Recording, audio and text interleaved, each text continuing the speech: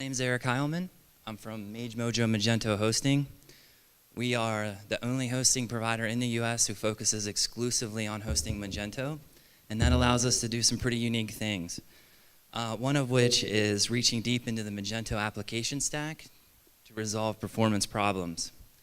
So in the US, we have this show called Shark Tank, and Shark Tank airs on Friday evenings.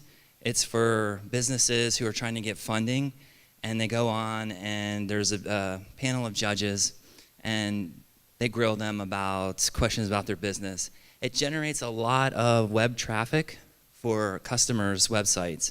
So we had a customer who appeared on Shark Tank, and when it aired, everything started to go crazy on the servers. Memory started to be used up, and it was just not acting as it was in our load test. So we used this tool called Strace. And with Strace, we were able to go on this production server, trace all the system calls, and it enabled us to find that the last minute they made a code change and they were pushing real time into Sugar CRM.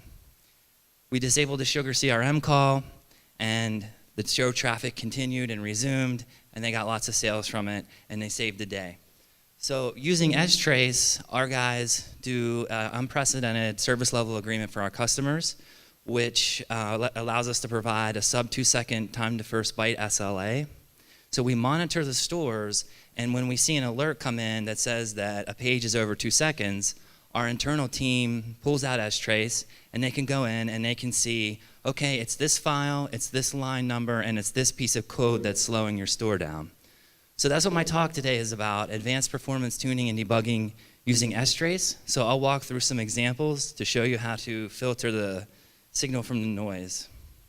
So the most common performance debugging tools that you're probably using right now are things like Magento Profiler, Xdebug, Kcachegrind, WebGrind, New Relic, Z-Ray. I don't know if anybody's used Zen Studio and tried Z-Ray, and XHProf. So these tools are great when you're in your local environment, but they're not great in production. So what you're doing is you're looking at your local environment, but that doesn't really help you in production on the server side. So without the help of your hosting company, you really never know in certain situations, is this a code problem? Is this a server problem? Strace tells you that. So maybe some of you have seen this cartoon before from the Insurers. It's about the rocket scientist who takes a job application to be a Magento developer. And his boss says, do you have any Magento experience? He says, no, I'm a rocket scientist. I can do anything. So boss comes back 3 hours later, and he's like, hey, did you modify that footer.phtml file? And he's still looking for it. He has no idea how to find it. With Strace, that's one of the things that's really easy to do. So in this example, we're setting our HTTP host from the command line. This will be your domain name. Here I'm using a subdomain for this example. We set the request URI to the web root, and then we call Strace, and we're filtering on some system call actions. So this is a quick example just to show you how easy it is to find where the location of footer.phtml is. So basically, I just called the index page, and I filtered on footer.phtml, but you can see all the HTML files, the PHTML files for the templates. You can look at XML, you can look at PHP, and you can see all the files in the order of execution. So that's really just the tip of the iceberg. Let's get more into what Strace actually is. So here's a really crazy diagram for Linux performance profiling tools. Some of you may be familiar with TCP dump, IPtraf. You can see IOStat, IOTop in this block diagram. Now the purpose of modern operating systems is to abstract all these calls to the different areas of the system. So you don't want to talk directly to the block device. You don't want to talk directly to the network card or the CPU. You need to go through system call functions. And that's where, in the yellow here, system call interface is where Strace lies. So with Strace, what you're seeing on the server is all the system calls. Some examples of important system calls are open. You can see the opening of the complete Magento call stack, all the PHTML files, XML files, PHP files. You can see connections. You can see it connecting to the database, any caching you have set up, Redis, Memcache for sessions maybe. You can see send to, you can see the full SQL query, the cache request, receive from, you can see the query returned, you can see any cache coming back from Redis or Memcache, lstat, example for file permissions, and you can use man syscalls to see the full list of all those syscalls. So how does that help us? Well, we see PHP opening all of Magento files. With options in Strace, we can add timings to the beginning and the end. So we can see relative timings between each file, or we can see absolute timings for that file's execution. So we can see the full database queries, we can see the results, how long they took, we can see external file calls and API calls, we can see into hard to reach places like checkout, search, cron, admin actions, or customer actions, and we do this in the production environment. So what problems are these good for? You can find slow calls, you can find slow database calls, you can find external call problems, any locking issues on files, also with files, performance issues, and you can see starved system resources. So this is not only a good way to see your code problems, but it's a really good way to know, is this really a server problem or is it a code problem? So what do we need to get started using Strace? Nothing. It's installed by default on all Linux systems. It's always been there. And system users are okay. You don't need root to run it. So the problem, if you've ever used Strace, is it's really, really noisy. By default, you're going to see all the system calls. You're going to see tons of things that make no sense. It's complete gibberish. It's like looking at the Matrix when you first see it. So in the first example here, we're going to add some system call filters. We're going to include the timings, and we're going to set the output for index.php to dev null, because you're essentially just calling PHP space index.php, and you'll see all the HTML returned, and we don't need to see that. So when we add the system call filters, and we're just looking at the open call, we just paused. I'm going to go up, and I'm going to see where that pause was, and I'm going to follow the timings down, and I'm going to see from 23 to 28, there's a 5-second gap. So we know that footer.phtml just took 5 seconds to execute. So I'm going to open footer.phtml, and you can see my 5-second sleep call that I added as an example. Okay, so the best way to do this, if you're familiar with Linux command line text editing, is to use less. So I'm going to show you an example in less where we use the O flag to output to a temporary log file, and then we don't filter any system calls, so all the system calls are in there. Now using less, we can open this file, and then we can filter on the line that starts with open, so now we're seeing all the open calls. Again, we follow the timings down to the spot where we're having problems.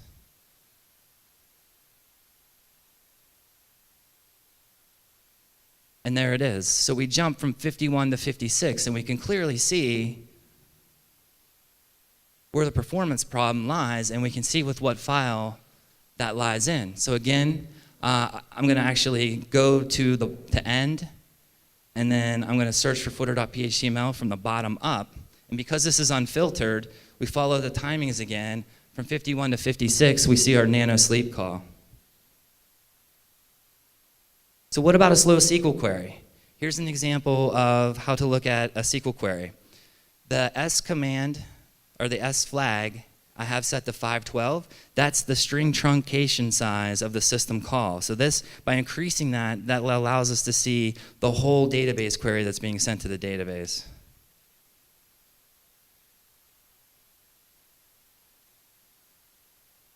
And you can see in the execution where we paused on that send to. And if you scroll up, you'll actually see, oh, okay, this was this database call. This is the SQL query that it's making. Here we go, send to. And I added a simple sleep command. And then if you look above, you can see that that actually was called from header.phtml. Now, I'm just using PHTML files as in this example because it's easy and it's quick for sleep calls.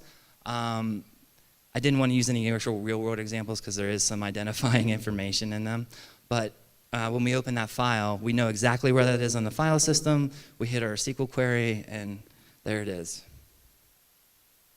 Slow API call. A lot of times, like I just described on the Shark Tank example, it could be an external API call that's slow. So, yeah, here we go. Oops, just skipped it. Okay, so slow API call, again, we added open, connect, send to, and receive from. And if we scroll up, very easy. Just follow the timings on the left. You see where they jump. And there's our call. This is particularly interesting because with IP version 6, sometimes DNS resolution can hang on you. And that'll run fine, and you can ping the IP. But if you have IPv6 lookups enabled, and that can fail, and that can take a long time out, and that can be very, very hard to diagnose. In this example, I just calling Sugar CRM, which is a domain that doesn't exist. So then, we saw the API call was failing, we saw where it was going and what file it was in, and then we can exit, we can try to ping, and we'll see that it's not available. So we've looked at the web root, but what if we want to look at specific URLs? You can change request URI to be any / path in your browser. So if you want to look at, in this demo content, we want to look at home decor in the bed and bath section. We can simply copy the URL from our browser and go to home decor, bed and bath. And that'll show us the execution for that file. And since I'm in footer.phhtml, that's going to be on every page, obviously. Indexers. So maybe we don't want to look at a web URL per se. Maybe we want to run the indexers. This has been really useful for us because indexers sometimes can break and have problems if they're not running. How do you diagnose those? A lot of times we find that files are locked. The locks are in place, and we can't see that. We don't see any error messages from that. The indexers will just exit with no error. So with Strace, though, we can run indexers from the command line by passing PHP into the shell indexer file and the command reindex all, just like you would from the command line. So now we can see our indexers run, we can clear our lock file, and we can see any errors that may be generated from indexers. Here's an example of a cron. So we have N98 mage run installed on all of our servers. In this example, we're using N98 mage run, and we're just calling the path, the command system cron run, and we're going to generate a sitemap. So very simple example. Anything that you can pass from PHP, you can pass into it, and like N98 mage run. Well, if you don't have N98 mage run and you want to run a cron, a good way to do that is you can bootstrap up app.mage.php. In this example, we're calling helpdesk ultimate cron. We were using Headworks helpdesk ultimate for our internal help desk, and we had problems with it. So what we were able to do to figure out why it was running, we just simply bootstrapped the model up, and we called the run jobs function on it. And again, we were able to see there was a lock file. It was exiting. We cleared that, and then we could see the errors, and we fixed it, and everything was good again.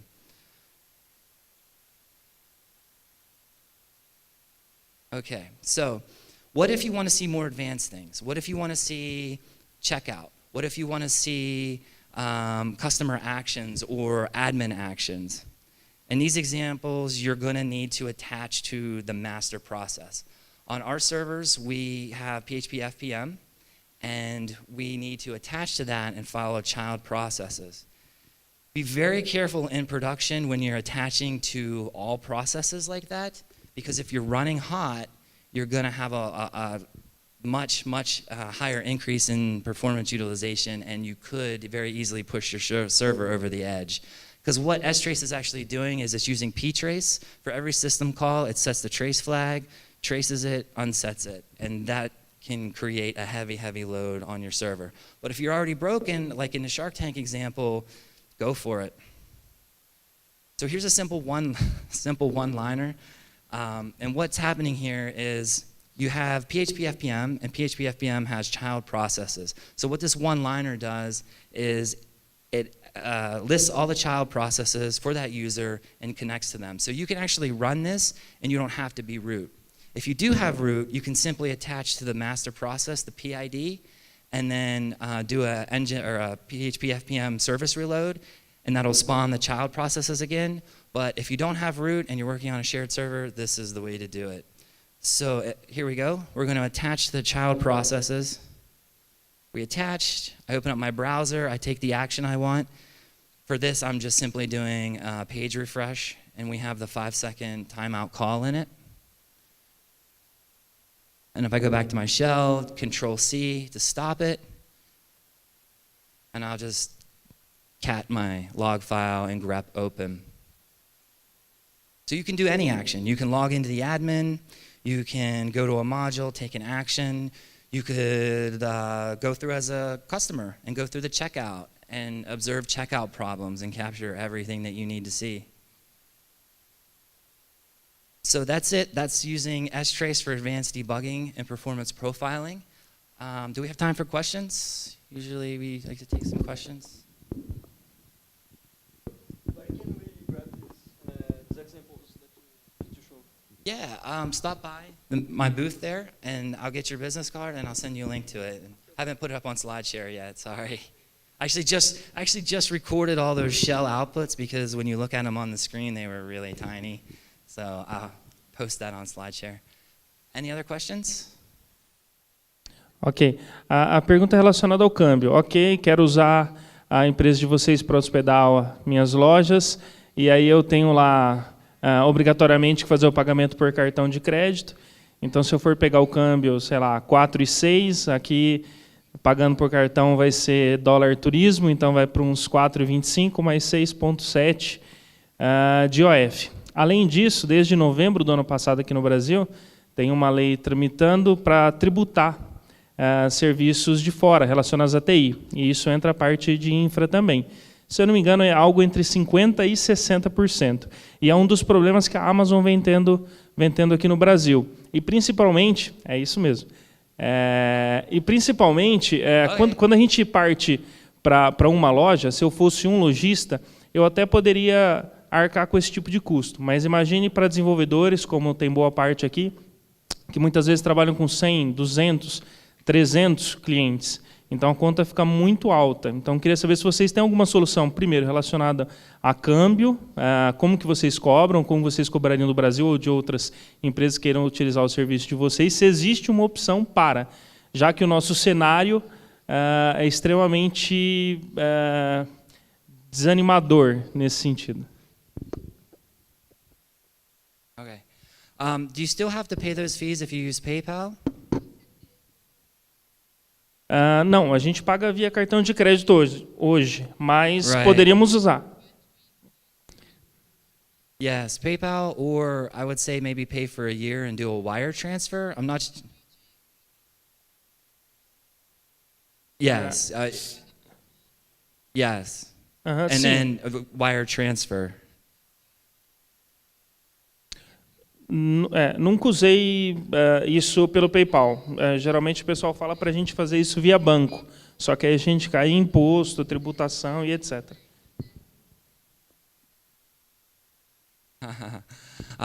Yeah, okay, so that's, I guess, taxing, you have to report that. Yeah, usually with wire transfers, they go through they go through the bank, and the bank just calculates the exchange rate. They don't communicate with the government to tax real time. Yeah, but banks usually have a per charge for the wire transfer.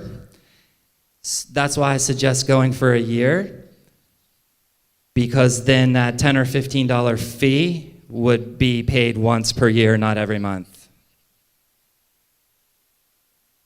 Now, if you're just doing development work, we can offer a deal where you get half price off of a server just to develop with it.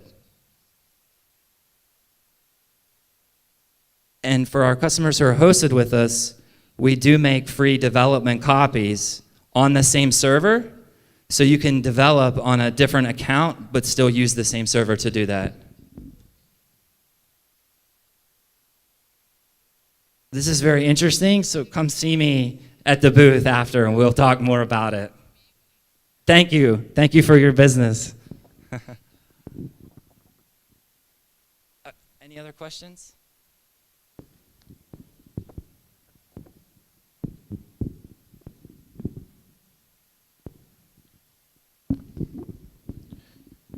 Boa tarde. Existe alguma expectativa de trazer o hosting para o Brasil? Pois dessa forma é possível diminuir tempos de latência e também questões tributárias como as que o colega comentou. Yes, we are considering that. Yes. Em algum curto prazo ou médio prazo? Probably medium. It takes a long time to build our infrastructure out. It's very, very expensive initial costs. So part of the reason why I'm here is to do market research and to see what type of interest there is. If there's enough interest, then absolutely it makes sense to do that. Any other questions?